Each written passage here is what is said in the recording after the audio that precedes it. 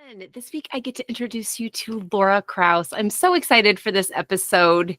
Laura is a seasoned sales veteran with over 25 years of experience. She's the founder of Ripple Effect Sales Advisory, which is a consultancy dedicated to helping sales professionals achieve their goals. But beyond her expertise in sales, Laura is also the author of a book called The Layoff Cooties. It's them, not you. In this raw and honest memoir, she shares her personal journey of being laid off, and she offers support and guidance to others who might be facing a similar experience. We're going to talk about the book. We're going to talk about all the emotions and the big time feelings that she went through in her layoff experience and offer some support and guidance for you if you are in a similar situation. This is going to be such a great episode. It's so impactful. So if you've been nervous about the economy, if you're nervous about possibly being laid off, or you're in the middle of a layoff right now, you are in the perfect spot. Enjoy the episode. Thank you so much for having me. I'm excited to be here as well. And I'll just share a little bit about myself to your audience. So I spent the last 25 years in professional sales roles in corporate America. And this time last year, I found myself on the other end of a layoff, something that I absolutely never thought would ever be part of my career history or timeline or milestones. And it totally rocked my world. And what happened in the days and weeks after my layoff is I started sharing my story on LinkedIn after really never participating in any type of social media prior. And over the last year, my story has just kind of grown over time, where people have learned more about the emotional impact and grief that a layoff can bring. So I've really been sharing my story about how much my grief in losing my relationships and friendships and work relationships over that time really impacted me more than even the financial aspect of losing my livelihood. And so over the last year or so, I've been working on a book called The Layoff Cooties. It's them, not you. And it shares my own layoff story woven through the 7 stages of grief. And throughout that book, I share a lot of anecdotes and stories and some advice for folks who may have gone through a layoff as well, to help normalize a lot of these feelings of emotional grief and trauma that a layoff can bring. Yeah, I love that you bring in all these different emotions.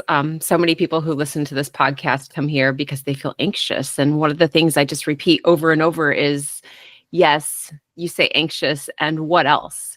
So I think being able to say grief and being able to say, sadness, and, maybe there's anger, maybe there's anything else wrapped up into that, but being able to say grief, because I think so often when we hear grief, we think death.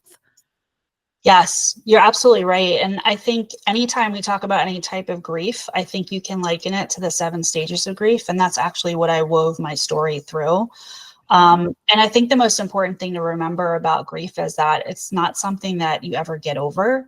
It's something that you get through. And whether it's related to a death of a person or the death of a job or the loss of a job, all of those same feelings and emotions and stages absolutely happen. And when you think about it, I don't know if everyone in your audience knows what the 7 stages of grief are, but it's anger, denial, or shock, denial, anger, bargaining, depression, testing, and acceptance. And what's been fascinating to me is that there are certain things that can happen to you that trigger those various stages throughout your grieving process. And I think when you've been laid off, you grieve a lot more than your paycheck. You grieve a loss of yourself. For me, my career and history of my job was really part of who I was. I identified so much with being a sales professional and being good at it. And when that was taken away from me, it's like I didn't know who I was. I've often said that my job and career was as much a part of my identity as my big brown eyes. And once somebody else took that away from me, I had to really take a step back and reevaluate, okay, who is Laura Krauss? What impact do I want to make on this world? What type of legacy do I want to leave behind? And it's so much more than just being a sales professional. Yeah, we do. We like to say there's this separation between who we are and our job, but so often we really do identify with our job and who we are. I mean, I moved from being a teacher to becoming a coach, it was so hard to rip that name tag off, that I am a teacher thing forever. I was like, well, I used to be a teacher and now I'm coaching. And I'm like, why do you keep saying that? But Right. it does, it becomes so much of who we are. It's just interwoven in there. So in that place where when you were laid off, was this something that it was coming down the line, you saw it coming, or was it a blindside? Tell a little bit about how that happened and what that was like. Yeah, it really was a blindsiding layoff. Our company had gone from a public company to a private equity owned company. So I knew the playbook. I knew there would be layoffs. I was part of the conversations in previous layoffs. But I was part of the sales organization, and all of the sales layoffs had happened previous in the year. So in my mind, my job was safe. Like I had made it through that. I actually got 5 new people on my team as part of that reorganization that happened just months prior. So the fact that I was being let go with literally less than 2 months left in our fiscal year, which is our biggest time of the year for sales, I was absolutely shocked. And in my particular case, I believe that mine was extremely politically motivated and targeted because I was very outspoken about pay inequity within our sales organization for women. I had gone above my SVP of sales head to try and get some answers on headcount for my team because I wasn't able to backfill like other teams were. And so I believe that that was kind of the final nail in my coffin, because the layoffs that happened when I was laid off were more of a henpecked layoff. And I do believe that in many organizations, layoffs are used to silence people as well. And so I believe that my blindsiding layoff was absolutely part of that. I have to admit, I kind of want to launch through the screen and high five you for that, but also hug you, because how awful. Yeah, it was awful. And it was a complete shock to my colleagues as well. I mean, Yeah. they even said to me, wow, if someone like you can get laid off, like we're all in trouble, which Yeah. was both a compliment and then also kind of, numbing as well, right? Like nobody is safe. And I think what Right. we're seeing in today's environment with layoffs just in, on our LinkedIn feeds and in the media where it's being covered, 10,000 jobs here, 3,000 jobs there. There are also some where it's more henpecked and just a couple here and there. But regardless of the way that it happens or the circumstances, rejection is still rejection. And Right. it still hurts at the end of the day, regardless of knowing that you are no longer in control of working for a company that you once really, really enjoyed working for. Yeah. And I think that sense of rejection, I mean, it is different than, you know, I imagine that rejection has to feel as almost as heavy as a lot of those other emotions, especially when it was something that you enjoyed and that you said, I have friends here. Yeah, absolutely. I mean, I was literally in my dream role. I had worked for 25 years up to that point, and it was a job that I really wasn't ever expecting to have. I was an individual contributor for many years in sales, doing very well, in my own right, until I was tapped on the shoulder to say, hey, would you come lead this team, brand new team? We really think you'd be a great fit. And by this point in my life, I was in my mid 40s. My kids were older. I could handle the travel situations and, not have that kind of blow up my home life. And so I took it on and I loved it. And I was doing all of the things. I was mentoring and training a lot of people within our sales organization, especially women. And in software sales, there's not a lot of women to begin with. So I always made it a point to kind of, bring them under my wing and help them as much as I possibly could and give them the type of mentoring and training that I actually never got when I was coming through the ranks. So I was doing all of the things that I was supposed to be doing, bringing in millions of dollars of revenue to this software company, being asked to be on task forces and, leadership teams and all this right stuff. And then to have someone else control you no longer being in that capacity is extremely numbing. To go from a calendar fully booked calendar, traveling up and down the East Coast of the US and Canada, enjoying your customers and building up this team, to then literally going to a calendar the next day that had absolutely nothing. Right. I think one of the most numbing things you can go through leaving corporate America when it's not your choice. Yeah, that's a big, I mean, there are days where, sometimes we look at our calendar, and I speak so often to overwhelm, but going to overwhelm isn't always having too much on your calendar. That had to, I imagine that emptiness had to feel overwhelming. Yeah, and it's fascinating, Megan, because after you're laid off, you still wonder about all those things on your calendar, even though it's not your responsibility anymore, right? Like you still think about, oh, I wonder what happened with this customer, or man, I was supposed to talk about this on my one-on-one with my reps, like what happened here, right? And you realize, you think to yourself, like, gosh, did any of that really matter? Did anything that I do there like have an impact or make a difference? Yeah. And that's the message that I would want folks to get out of my book, is that you absolutely mattered, and the time that you spent at your organization did make a difference, and came into other people's lives just like they came into yours, and there's a reason why you were there, whether it be for 2 years, 4 years, 10 years, or 15 years, whatever it may be. There's a reason why you were meant to have met that person and worked at that company, and the fact that you don't work there anymore doesn't take any of that away. Yeah. Back kind of that idea of everything happens for a reason. Sometimes we don't get to know those reasons right away. And I think that is difficult to say, but why? And maybe that's part of the grieving process, that trying to figure out why. The questioning. I think so. I mean, if you would have told me a year ago that I would write a book, I probably wouldn't have believed you. But if you would have told me that I would have written a book about layoffs and the grieving process, I would have told you were crazy, right? Especially having never gone through a layoff before, prior to this experience. But what I can tell you during the last 10, 11 months, Megan, is I have met hundreds of people who have been laid off 1, 2, 3, 4 times in their careers. And what I learned from them is that just getting the words out and sharing their stories and their experience is a huge part of their healing process. And so what I'm trying to do is really open up the conversation around the emotional trauma and grief that a layoff brings, because I think a lot of people don't really focus on it. They focus so much on, oh, I need a new paycheck, I need to pay the bills, and that's all right and good. But I think a lot of people don't give themselves the time to really grieve what they've lost. And like I said, it's more than just your paycheck. You've lost a piece of yourself, and you need to go back and find that, because if you don't, it's going to show up in other ways when you're trying to move on, when you're trying to find that next job, when you're trying to build that confidence and realize that you don't have it yet because you haven't taken the chance to grieve it.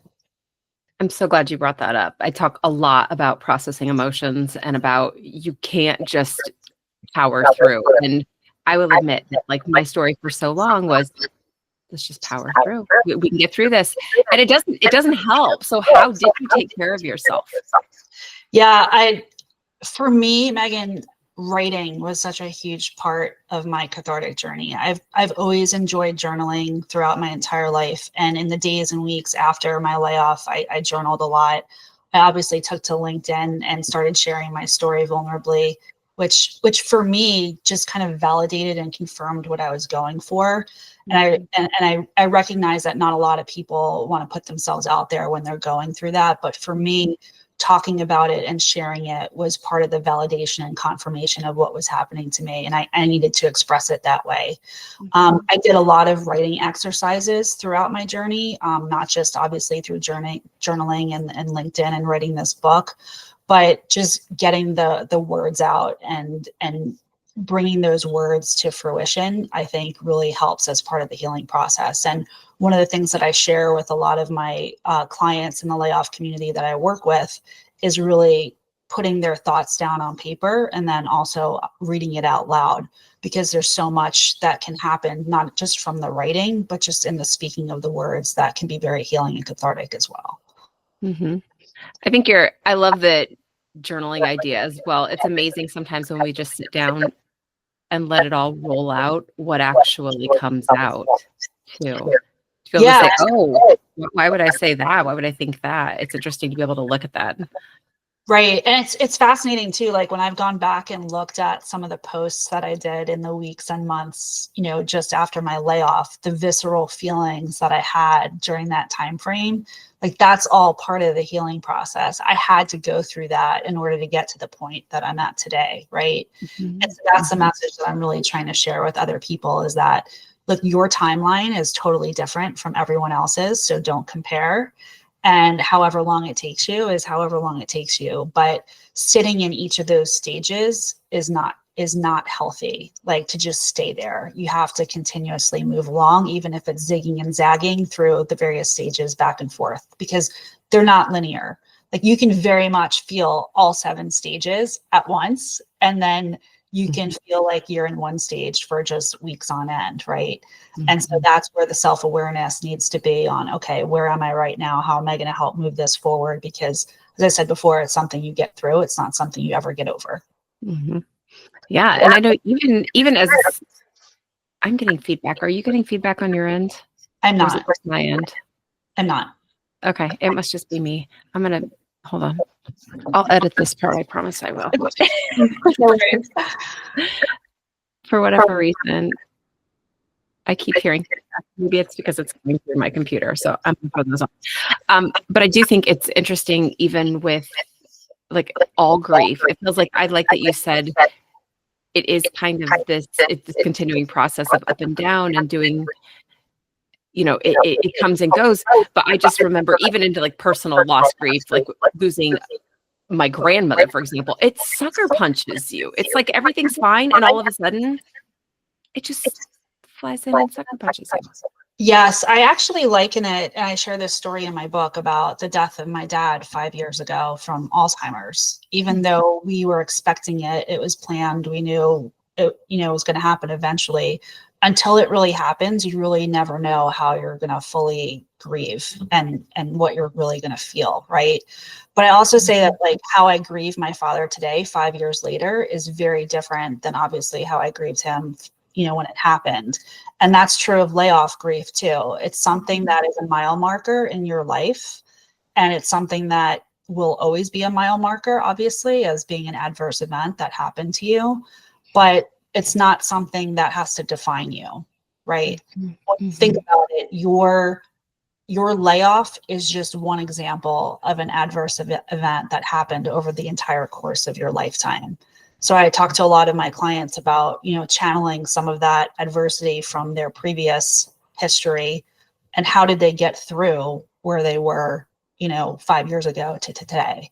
It's the same thing with your layoff grief, right? It's just another adverse event that you have to work through to get to a future point. Yeah. And I know there's a lot of people out there who we hear so much about the economy. The economy's great. The economy's terrible. Employee, everybody's got jobs. We're at full employment. And then we're like, oh, but nobody can afford anything. So how do you have a suggestion for people on, is there even a way to prepare for something like this? I think what this life-altering event taught me is that it can happen to anybody. And so I think self-awareness is really a big piece, and just knowing to be prepared that it could potentially happen to you one day, that you could receive that 9:15 a.m. email like I did, or that faceless Zoom with no HR on the call and somebody just saying, you're done here and your access is shut off in 5 minutes, like my story was, right? Like just knowing that can happen is key and paramount, especially in today's day and age of how corporate America is. I would tell people just be prepared. So like for me, I wasn't able to get anything off my computer that was important to me. So I had like personal pictures and, personal items, which shame on me. I shouldn't have had them on my company's, system, but at the same time, it was the only computer I had. So, I don't think I'm any different than most folks putting stuff on their corporate computer, right? Or their work computer. I wasn't able to get any of that stuff off. And so I lost, that whole piece of my life and wasn't able to get it back. And then I think it's really just, again, going back to knowing that like losing your job through a layoff doesn't define you. Like your rejection is really just a redirection to something else, except someone else decided it for you. And now you have to figure out what that redirection is. And when you think about it, you're going to redirect yourself so many different times in your life. This is just one opportunity that wasn't necessarily planned by you, but now you have to kind of regroup and figure out, okay, where am I going to go next? Yeah. I love that. So I know you read a book. What's your next redirect? What happens now? Oh, good question. Well, the book is launched on November 5th. And I feel like I feel like I've been talking about it forever on LinkedIn. So it's kind of, surreal that it's actually happening now in the next couple of days. Mhm. I started a Layoff Cooties Couch online community, which has over 100 members in it today. And I say it's the safest seat to help heal from the emotional trauma of your layoff. And we bring in coaches and counselors and have lots of different coaching sessions on different topics that are related to the layoff community. I get a ton of, I'm just so full of gratitude with the members that we have there. And that really fills a large part of my cup. I honestly don't know what I want to do next in regards to quote unquote career. You know, I spent 25 years in traditional corporate sales roles. Mhm. I just don't feel like that's the place for me anymore after this experience. Mhm. And so I think for the first time in my life, I'm actually okay with not knowing what's next per se. And I'm really just very open to being an advocate for the layoff community and really seeing where this book and authorship goes and see if that opens up other areas of opportunity for me as well. Yeah, it sounds like you might have just fallen into it. Like maybe you're already in it. Like maybe this was it, you Yeah, know? I I think think it's so interesting, like how things play out, like things that we couldn't even imagine. And here you are supporting all these people. yeah, thank you. My faith is very important to me, and I have just had this kind of like bone wrenching feeling that God is saying to me, Laura, your platform at your previous company was far too small, and I am now preparing you for a much larger platform for you to help people in ways you never even imagined. And I You just just gave me chills. I just believe that like so heartedly with the people that have been introduced to me over this last year. I mean, just take the fact that I never posted on social media prior to this. LinkedIn is the only platform that I'm on. And I feel like I've just met thousands and thousands of new friends that I would have never known had this never happened to me, right? So I really, really try and see the silver lining in all of this, and that there is a greater purpose for my layoff. And you know, if the words from sharing my story can help others heal and find theirs, then there's no greater gift than that, in my opinion. That's beautiful. I love that.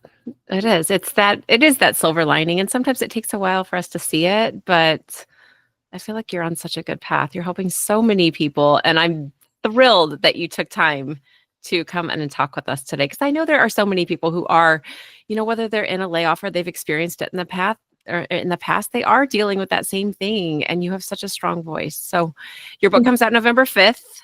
If people want to find you, it is LinkedIn only. Yes, So where they how can would go to people my reach website. out? Yeah. Yeah, or they can go to my website. I also have a coaching consultancy. So it's called Right. Ripple Effect Sales Advisory, and you can find me at rippleeffectsales.com. And then LinkedIn is really the best way to befriend me. And I love engaging in my community there every day. And if you send me a DM, I can promise you I will write back. I can promise you will write back too. Yes. So I feel so lucky to have connected with you, and thank you for your time. And I will be sure to put all of those links in the show notes so that people can find you and grab your book and read and get some hope and some stability back in their lives. I appreciate that. Thank you. Thank you, Megan. Yeah. Appreciate Yeah. that. Thank you.